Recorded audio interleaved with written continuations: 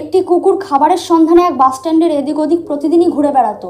যদি কেউ তার বেঁচে যাওয়া খাবার মাটিতে ফেলে দিত, কুকুরটি তখন সেই খাবার খেয়েই তার পেট ভরাতো। ঠিক এমনই একদিন এক ব্যক্তি ওই কুকুরটিকে খারাপ খাবার খেতে দেখলো এবং এটা দেখে তার খুব দয়া হলো। সে তখন একটি হোটেল থেকে কিছু খাবার এনে কুকুরটিকে দিল।